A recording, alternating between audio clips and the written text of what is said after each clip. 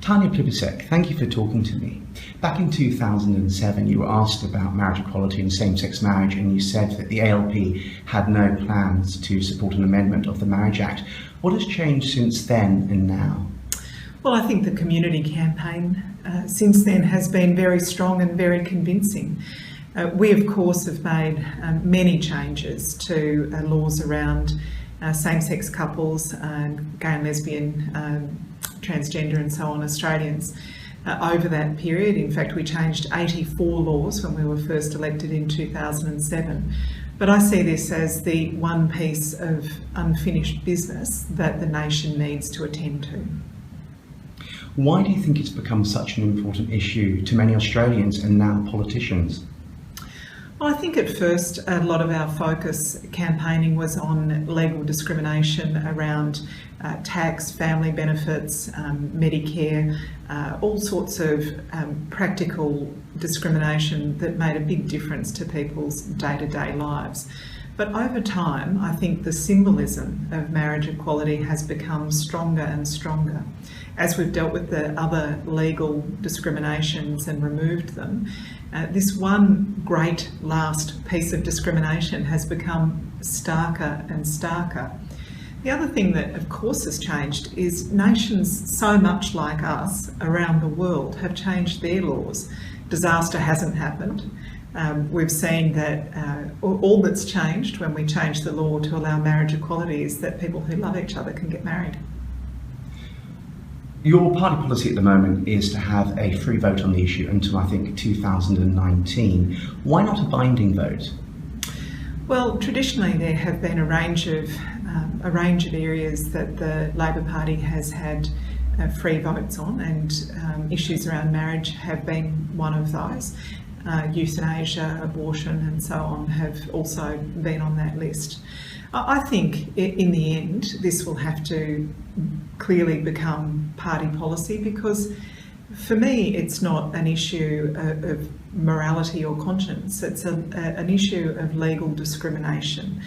And that's why we've said for the interim people are entitled to a free vote, and we'd like to see a free vote in this term of Parliament. There's legislation before the Parliament now. We could see that free vote next parliamentary sitting week if the government allowed it to be brought on.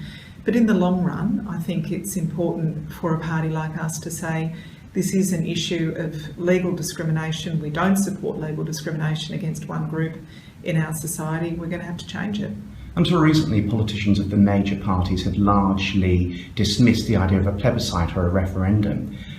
Recently, Tony Abbott, the former Prime Minister, started talking about one and supported one. Malcolm Turnbull, his successor, supports that policy. What are your own views on a plebiscite?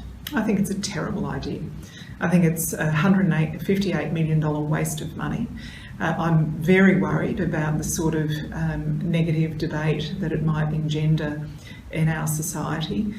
You've got particularly young people, teenagers, who are perhaps coming to terms with their sexuality in a less than supportive environment, who'll hear all sorts of negative messages about their same-sex attraction and their relationships. I don't want young people dealing with that. I also can't think of another area where we ask the majority whether the rights of the minority should be respected. We don't ask people whether we want laws that support an end to racial discrimination or gender discrimination. So I think it's inconsistent with a human rights-based legal framework.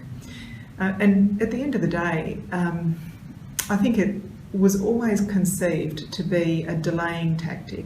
So what we're seeing is an expensive, divisive, delaying tactic, rather than what we could do right now, which is pass laws that support equality. Do you think there is still a chance that we could change the mind of Turnbull and the government on this issue? No, because I think Malcolm Turnbull has become Prime Minister because he's made a promise to the right wing of his party that he'll be just like Tony Abbott on marriage equality. If there is a plebiscite, which you clearly think there will be, how should the question be phrased? Well, I think the question in my mind is, do you support equality for same-sex couples? do you support, alternately, do you support discrimination, continuing discrimination against one group in our society? I think if we ask people that, then we'll get a resounding yes in favour of equality and no to discrimination. I fear that the question will be put in a more complex way or a more value-laden way. We know that the majority of Australians, for example, supported an Australian republic, but the way the question was put saw the republic referendum defeated. One of the oppositions I often find towards marriage equality, and I think it was echoed by the former Prime Minister Julia Gillard, was that marriage is very much a patriarchal institution. How do you convince people who oppose it on those grounds? Well, I think that's a very interesting argument, because a lot of my feminist friends, particularly a sort of generation older than me, very much feel that way. They see marriage as a kind of heterosexist institution. But the reality is that that's not our decision to make for other people. We see a lot of, I'm married, I don't feel like I'm taking part in a patriarchal institution when I go home at the end of the day. It's a decision that my husband and I made.